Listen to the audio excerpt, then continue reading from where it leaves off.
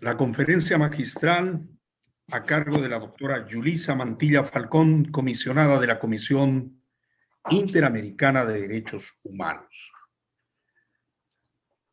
La doctora Yulisa Mantilla Falcón, comisionada, fue elegida en el 49 periodo ordinario de sesiones de la Asamblea General de la OEA el 28 de junio de 2019, por 4 años, desde el 1 de enero de 2020 hasta el 31 de diciembre de 2023. Es abogada, experta en derechos humanos, graduada de la Pontificia Universidad Católica del Perú, cuenta con un diploma de género de la Pontificia Universidad Católica del Perú y un Magister Legum Cum Laude en Derecho Internacional de los Derechos Humanos en el The London School of Economics and Political Science de la Universidad de Londres. Trabajó en la Defensoría del Pueblo del Perú y fue la encargada de la línea de género de la Comisión de la Verdad y Reconciliación del Perú. Fue asesor internacional en justicia transicional para ONU Mujeres.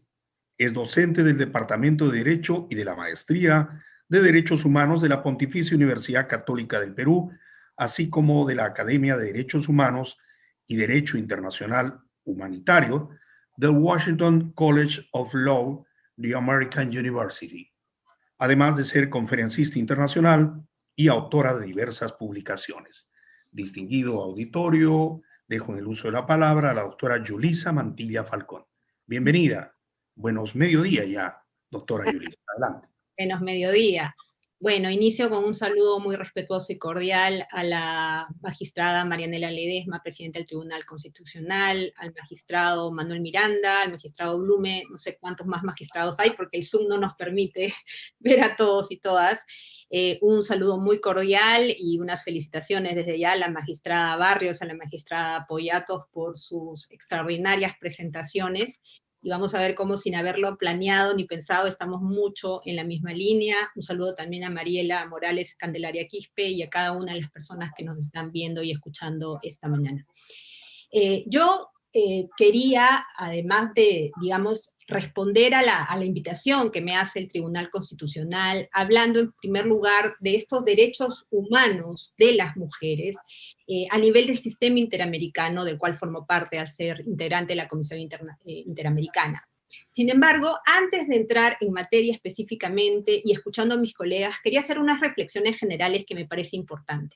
La magistrada Barrios nos había hablado ya de cómo el derecho surge o se desarrolla con esta perspectiva que es aparentemente neutral, pero que en realidad tiene una imagen determinada de ser humano, ¿no? Vinculada al tema del hombre, clase media, heterosexual y blanco. Y eso que se da en la formación y el reconocimiento de los derechos en todas las ramas del derecho, a nivel interno, pero también a nivel internacional y también a nivel del derecho internacional de los derechos humanos, tiene muchas consecuencias. Y quizás una de las principales y más fáciles de ver es la exclusión de ciertos grupos de personas y de sus derechos. Y en esa exclusión, donde hay muchísimos grupos que son dejados de lado en estas definiciones, están sin duda las mujeres. Y en este caso, al hablar de las mujeres, quisiera que reconociéramos eso, la diversidad dentro de las mujeres. No hay un solo tipo de mujer, no se puede hablar de la mujer como un universo homogéneo, cuando hay una serie de diversidades que incluyen las mujeres indígenas, las mujeres afro, las mujeres que pertenecen a la comunidad LGTB, las mujeres con discapacidad y demás. Entonces, esta exclusión implica también un reconocimiento tardío de las limitaciones de derecho, pero también de las violaciones de derechos humanos específicas que afectan a estos grupos, y en este caso particular a las mujeres. Por eso es que la violencia doméstica o violencia familiar fue considerada siempre como algo privado, un problema entre parejas, y ha sido recientemente cuando el derecho entra a regular y a prohibir y establecer sanciones para la violencia familiar, y que ahora, como en nuestro país y como en muchos otros países, hayan leyes específicas sobre violencia familiar. Pero ese no es el único tema. Situaciones como el feminicidio, ¿no? Que hasta no todos los países tienen leyes de feminicidio, muchos tienen leyes que regulan y prohíben el feminicidio, otros tienen agravantes en el Código Penal.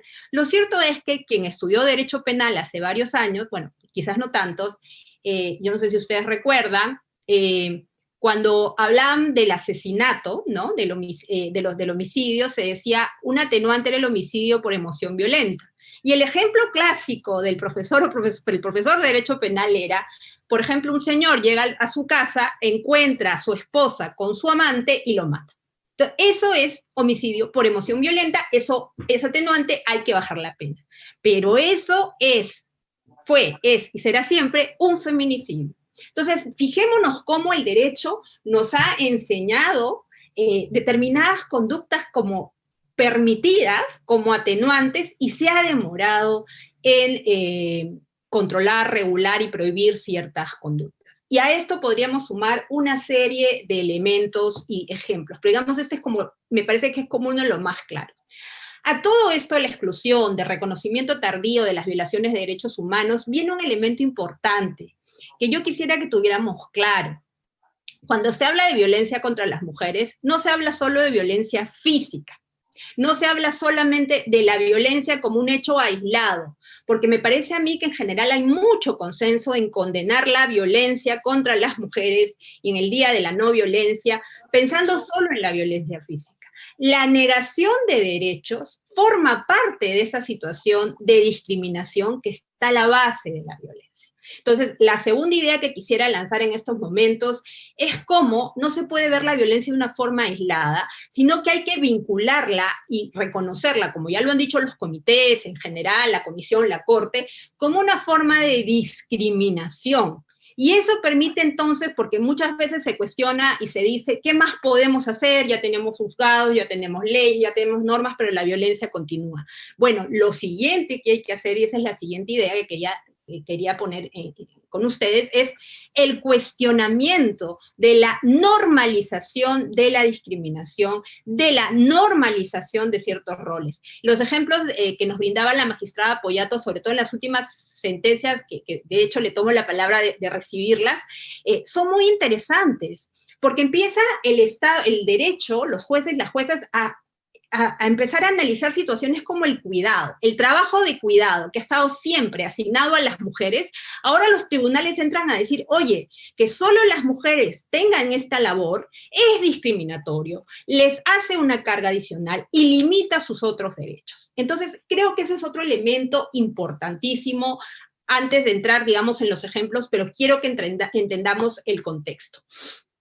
Pienso además que y ya hablaba un poco de los ejemplos del derecho penal, que creo que siempre son como los más evidentes, quiero hablar también de la formación de abogados y abogadas, porque finalmente, más allá de las normas, quienes aplican el derecho son, por un lado, sean los fiscales al momento de la investigación, sean los jueces y juezas, los propios abogados, defensores de oficio, etc.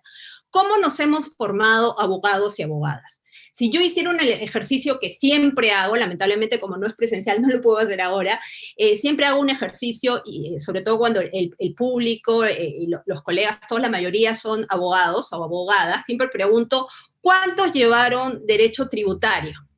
Y todos dicen, todos llevamos, porque es que si no llevamos derecho tributario, no nos podemos graduar. Y luego pregunto, ¿cuántos son tributaristas? Y bueno, un grupo es tributarista, los otros en la vida, pero sí han tenido que llevar derecho tributario porque si no, no les dan un título de abogado. Y si luego hago la pregunta de cuántos llevaron un curso de género o de derechos humanos de las mujeres en las facultades, la respuesta es nula o casi nula, y muchas facultades no tienen estos cursos. Entonces, eso también creo que es importante considerarlo, porque entonces, cuando llega el caso ante el juez, la jueza, ¿no? Y aplica una interpretación con estereotipos de género, o culpabiliza a la víctima de violencia sexual por la ropa que tenía, o por la manera como se vestía, o por la manera como caminaba, esos estereotipos de género tienen un origen, no solamente, digamos, desde la socialización misma, sino hay una responsabilidad grande en las facultades de derecho. Yo saludo que las academias de la magistratura en los diferentes países de la región realizan actividades y talleres muy importantes, pero yo creo que hay que ir desde las propias facultades de derecho. Y otro elemento también que quiero comentar es cómo Sin embargo, pese a todo esto que pareciera pues un poco pesimista, sí estoy convencida, y a través de mi trabajo en el sistema, tanto a nivel local, pero sobre todo ahora desde el sistema interamericano, que el derecho puede ser una herramienta de transformación, y que el rol de jueces y juezas es fundamental. Pero para ello hay que hacer un autocuestionamiento de esta denominada cultura de la discriminación y de la violencia que normaliza ciertas prácticas, y hay además que dar un paso siguiente, porque siempre, sobre todo en estos días, siempre se habla de que las mujeres sigan adelante, que se empoderen. Yo no creo que sea un tema de la violencia contra la mujer un problema de las mujeres, donde además de ser víctimas y tener problemas en el acceso a la justicia, tienen que empoderarse y seguir adelante ellas solas. Creo que este es un problema, y es en determinados casos crímenes, delitos, que tiene un marco social, ¿de acuerdo? Y que tiene que tener una respuesta de los estados y de la sociedad civil, y sin duda de la magistratura. No como un problema de las mujeres, y que las mujeres tienen que empoderarse y salir adelante, etcétera, etcétera, porque eso lo estamos haciendo, ¿no? Siempre se dice, las brillantes, las mujeres han llegado, las carreras han llegado. Yo siempre hago la pregunta, ¿y cuánto costó llegar? ¿Y cuánto tiempo costó? Y la siguiente pregunta es, ¿a un hombre le ha costado lo mismo? Entonces, dejo eso para la reflexión inicial sobre lo que significa el tema de la violencia como una forma de discriminación. Pasado estas reflexiones, quiero que entremos ya específicamente al marco normativo y a las respuestas desde el sistema interamericano. Afortunadamente, la magistrada Barrios ya se refirió al marco del sistema universal. Yo me quiero centrar en el marco del sistema interamericano. Y hay algo importante también, y siempre lo hago desde el cuestionamiento al derecho internacional. Efectivamente, en 1979 se dio la Convención para eliminar todas las formas de discriminación contra la mujer, y en 1994 se dio la Convención para eliminar, prevenir, erradicar y sancionar la violencia contra la mujer, que define lo que es violencia y el derecho de las mujeres a una vida libre de violencia. Pero antes de la CEDAW del 79, ya estaba el Pacto de Derechos Civiles y Políticos y el Comité de Derechos Humanos. Y antes de la Convención Belén do Pará, ya estaba desde el 69 la Convención Americana de Derechos Humanos. Y estos instrumentos, si bien son específicos, y se refieren fundamentalmente a los derechos de las mujeres, no deben dejarnos de pensar y cuestionar por qué las otras herramientas, por qué los otros instrumentos, por qué los comités previos y la propia Comisión Interamericana no hacía uso de los sistemas para incluir los derechos de las mujeres.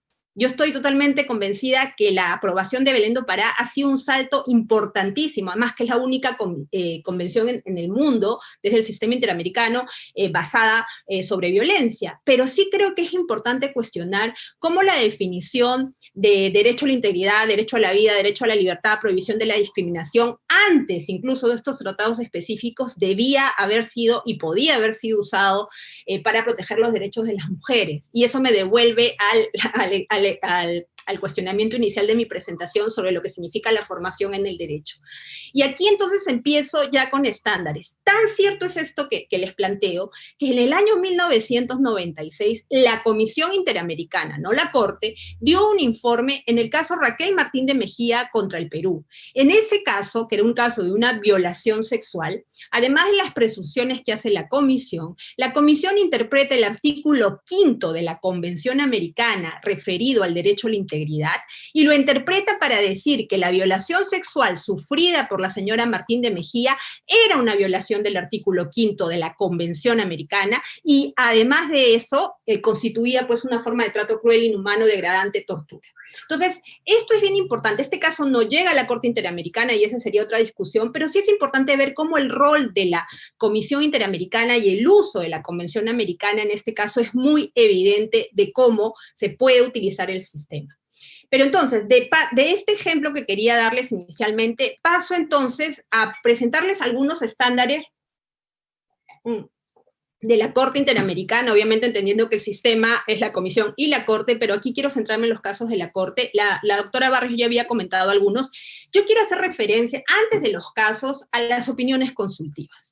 Las opiniones consultivas, y esto lo digo porque muchas veces en la discusión se nos dice, no, pero es que las opiniones consultivas no son igual que las sentencias, no son tan importantes. Sí, pues no son sentencias, porque si fueran sentencias, no serían opiniones consultivas. Y digo esto porque muchas veces en la argumentación crítica la opinión consultiva dice, pero es que no es igual que una sentencia. Por supuesto que no es igual. Por eso el sistema, y por eso la Corte Interamericana tiene dos tipos de jurisdicción, la contenciosa para ver casos y la consultiva para opiniones consultivas. ¿Y por qué creo que es importante? Porque en el año 2003, en la opinión consultiva 18, la Corte dio un paso enorme para el reconocimiento de los derechos de las personas en general y en particular de las mujeres. ¿Por qué? Porque tanto en CEDAW como en todos los pactos previos se hablaba de discriminación, y se hablaba de discriminación, digamos, con algunas causales, ¿no? Lo que hace la Corte al momento de analizar esta opinión consultiva 18 del 2003, dice que hay un vínculo indisoluble entre la obligación de los estados de respetar y garantizar los derechos humanos y el principio de igualdad y no discriminación. Y lo que es más importante, creo yo, es que además de esto la Corte habla, y habla claramente al decir, el principio de igualdad ante la ley, de igualdad, de protección ante la ley y de no discriminación son normas de jus cogens. ¿Y qué cosas son las normas de jus cogens? Son las normas imperativas que no admiten pacto en contrario. Entonces, no es solamente, dijo la Corte, que los estados digan yo respeto y garantizo, sino que ese respeto y esa garantía no solamente implica una abstención de discriminar, sino una obligación vinculada sobre todo al artículo 2 de la Convención Americana de tomar todas las medidas necesarias para que esa discriminación sea efectiva. Ese es el primer paso que creo que es importante tener en cuenta. Y lo segundo, ojo, es que si bien hasta ese momento, el 2003, todos los tratados generales de derechos humanos, si ustedes los revisan, dicen que no se debe discriminar por sexo, ¿no? No se debe discriminar por sexo u otra condición social. Pero la Corte dice, hoy, y lo voy a leer, hoy día no se admite ningún acto jurídico que entre en conflicto con el principio de no discriminación. No se admiten tratos discriminatorios en perjuicio de ninguna persona por motivos de género, raza, color, idioma, religión, etc. ¿Por qué menciono esto? Porque la Corte habla de género. Porque cuando muchas veces se interpreta literalmente la Convención Americana y se dice la Convención no habla de género, un momento, la Corte Interamericana, que es la que explica, la que da los desarrollos de la Convención, sí habla en la opinión consultiva de lo que es el género, ¿de acuerdo? Y además, además de esta importante opinión consultiva, hay una siguiente opinión, en la opinión 24 del año 2017, que tiene que ver con identidad de género, igualdad y no discriminación a parejas del mismo sexo. Y la menciono aquí un poco en la línea de lo que mencionaba la doctora Barrios con el caso Atala, pero además también para el tema de las mujeres y su diversidad. Esta opinión consultiva que recomiendo leer a profundidad inicia con una labor pedagógica de la Corte, porque inicia con un glosario explicando qué es género, identidad de género, orientación sexual, etcétera, etcétera. Todos esos términos que a veces se usan, lamentablemente sin mucho conocimiento, están explicados ahí en un glosario que hace la Corte Interamericana. Pero además de eso, la Corte, en este caso concreto, vincula a lo anterior, a que no puede haber ninguna restricción, distinción, exclusión o preferencia que le niegue a las personas los derechos. Vemos entonces que esta violencia contra las mujeres no es solo violencia física, no es solamente el tema de una situación particular de un grupo, sino que se enmarca y es reconocida como una práctica discriminatoria, y la prohibición de discriminación es una norma de jus cogens. Y algo muy importante aquí, en esta opinión consultiva 24, que quisiera que tuviéramos claro, lo que dice la Corte es que el artículo 24 de la Convención Americana prohíbe la discriminación de derecho, es decir, no solamente en los derechos contenidos en el tratado, sino en todas las leyes que el Estado apruebe y que aplique. En este sentido, dice, los estados están obligados a adoptar medidas positivas para revertir o cambiar situaciones discriminatorias existentes en sus sociedades en perjuicio de determinado grupo. Aquí la Corte entonces abre nuevamente el abanico y aplica dos principios adicionales. Uno, el principio pro persona, artículo 29 de la Convención Americana, que establece claramente que la interpretación de los derechos y reconocimiento de derechos se tiene que interpretar siempre lo más favorable. Y dos, un principio que ya venía recorriendo la Corte hace tiempo, que es el reconocimiento de los tratados de derechos humanos como instrumentos vivos, evolutivos, que responden a las situaciones concretas. Decía yo que la Corte tenía la opinión consultiva 18, el principio de prohibición de discriminación, y la opinión consultiva 24, donde habla este glosario, habla de género, y dice además este reconocimiento de los tratados de derechos humanos como principios evolutivos. ¿Y por qué lo planteo en ese momento? Como decía antes, porque la violencia contra las mujeres no se limita solamente a la violencia física, sino que tiene que reconocer todas estas dimensiones de acceso a los derechos. Y, ojo, que es muy importante, los estados recaen en responsabilidad internacional, no solamente cuando no previenen o no sancionan situaciones de discriminación contra las mujeres o cualquier grupo, sino cuando no adoptan medidas positivas para evitar esta discriminación.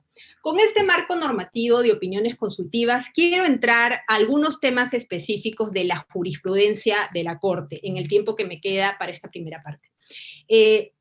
Yo he clasificado, estas tendencias jurisprudenciales de la Corte son numerosas, pero yo la he clasificado y la voy a presentar en función de algunos ítems que me parecen fundamentales. Primero, el tema de los estereotipos de género. Pero los estereotipos de género, no solamente como esas ideas preconcebidas, obviamente, sobre los roles de hombres o mujeres en general, sino como una afectación a la imparcialidad de los jueces. Si cualquiera de nosotros pide cuál es la característica fundamental o el requisito fundamental de magistrados y magistradas, es el tema de la imparcialidad, ¿no es cierto?, para cumplir su rol. En este caso, como el Gutiérrez Hernández, que tuve el honor de ser perita de la Comisión Interamericana contra Guatemala, en esta sentencia, la Corte dice cómo estos estereotipos de género dañaron la investigación de la desaparición y muerte de la señora Gutiérrez, pero además, en este caso que es el 2017, cómo estos estereotipos afectan la investigación y afectan también el debido proceso. El debido proceso, que debe tener un estándar alto y que tienen que incluir la imparcialidad, puede ser afectado por los estereotipos de género. Entonces, este caso, que además Gutiérrez Hernández, Velázquez Pais y todos los demás casos que la Corte Interamericana, y que invito a revisar, la Corte construye estas situaciones de estereotipos como afectaciones no solamente del acceso a la justicia de las mujeres, sino también de la investigación y de la respuesta estatal. A este primer, digamos, grupo de casos sumo el tema de la violencia sexual. La violencia sexual, y esto no es solamente el derecho internacional, sino en general, fue una de las prácticas naturalizadas. Yo invitaría, bueno, creo que la mayoría de acá somos peruanos y peruanas, pero invitaría a revisar los códigos penales. El Código Penal peruano, solo para manera de ejemplo, hasta su reforma de los 90, establecía que si una mujer era violada y se casaba luego con el violador, no iba a la cárcel. Y si ella era violada por un grupo de hombres y uno de ellos se casaba con ella, ninguno iba a la cárcel. Eso que ahora nos parecería impensable, ¿cuál era el fundamento? Y ahí yo invito mucho a leer el trabajo de Julieta Lemaitre, Isabel Cristina Jaramillo, de las feministas jurídicas. ¿Qué era lo que estaba debajo? Este tema de que el bien jurídico afectado por la violación sexual no era la libertad sexual, sino el honor. Y como la víctima perdía el honor por la violación, se le devolvía con el matrimonio. Entonces, fíjense cómo el derecho legitima prácticas atroces, las ha legitimado.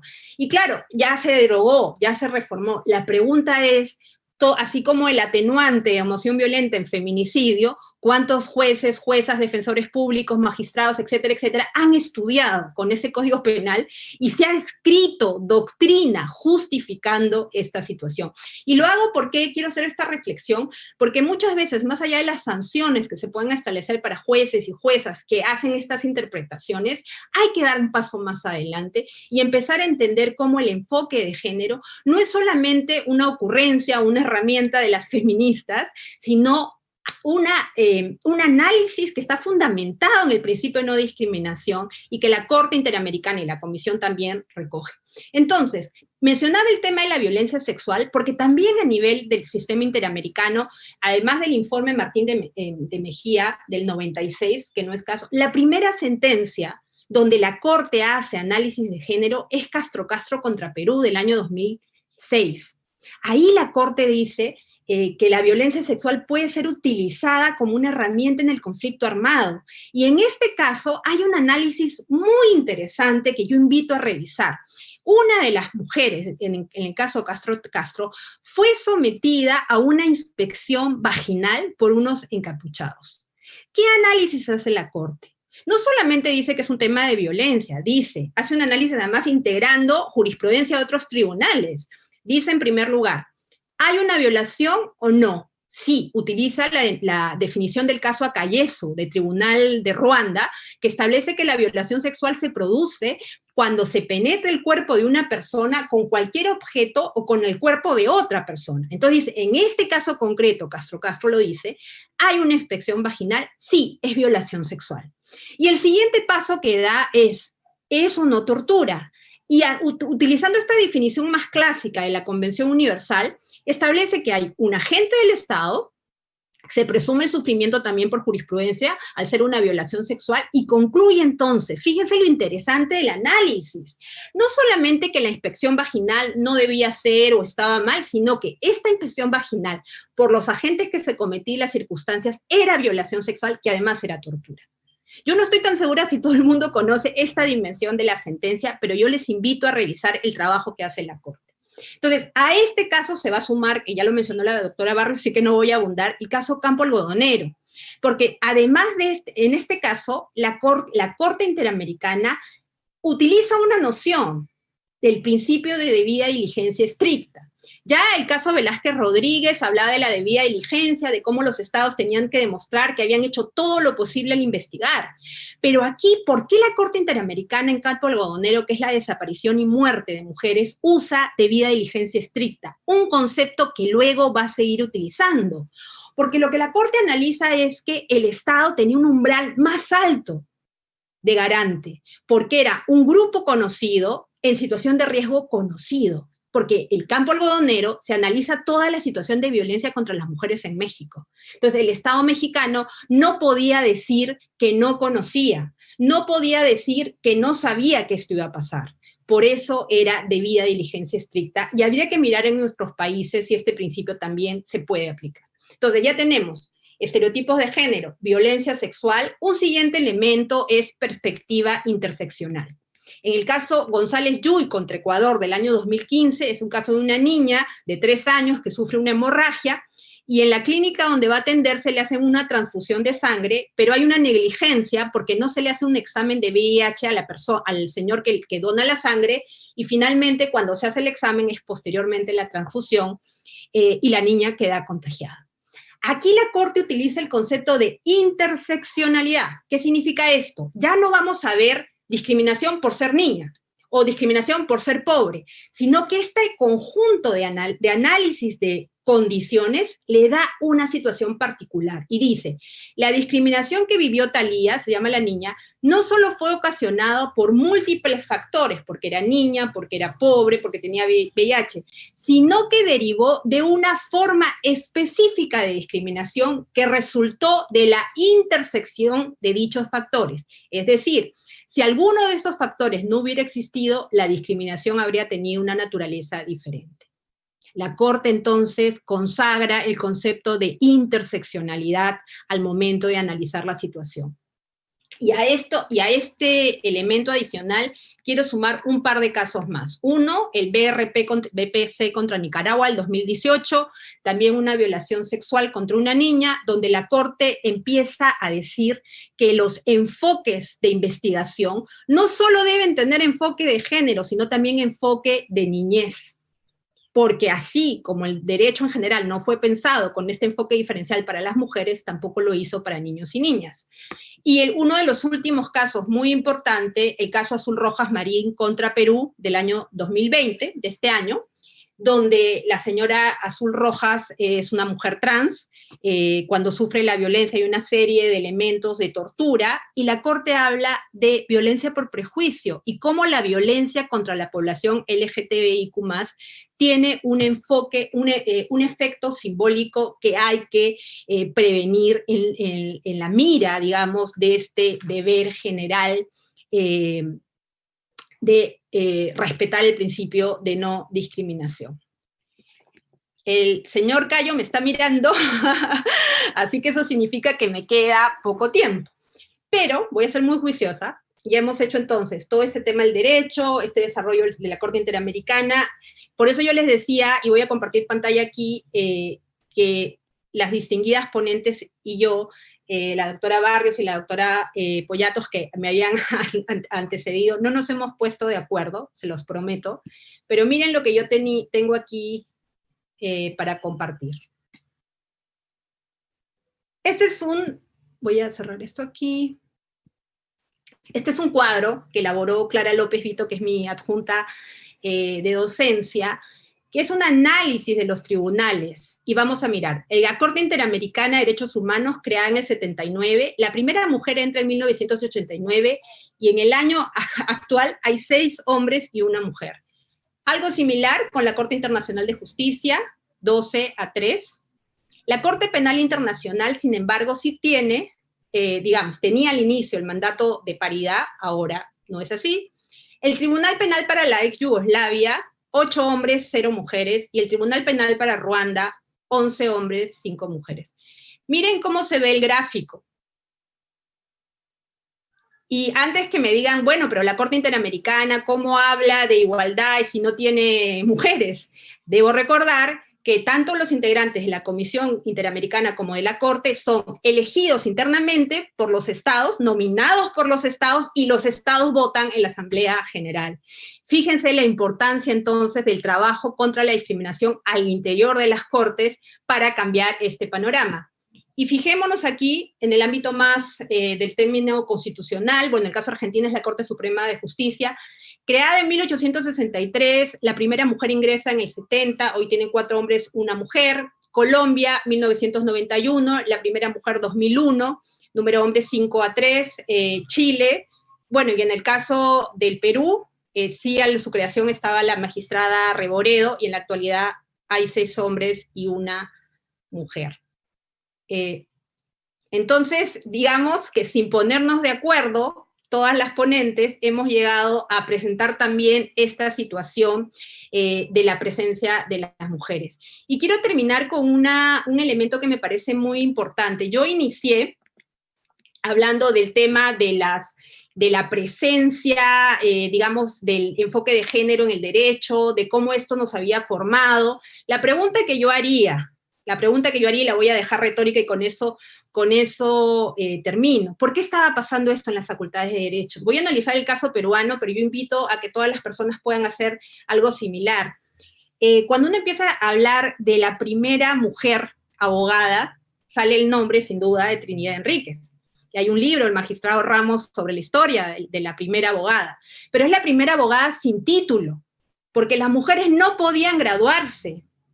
Y ella, en el año 1891, el presidente Pierola, debido a todo su esfuerzo, le quiere dar el título a ella excepcionalmente como abogada. Y ella se niega, porque quiere que eso sea para todas las mujeres. En el año 1908, el presidente Leguía autoriza que las mujeres nos graduemos de algún título. Y la primera abogada, en 1920, están Rosa Dominga Pérez Liendo y Miguelina Acosta. Entonces, el derecho, su formación, ha sido una formación fundamentalmente masculina. Y cuando se discute por qué las mujeres no llegan a la corte, ¿por qué? Bueno, aquí está la respuesta.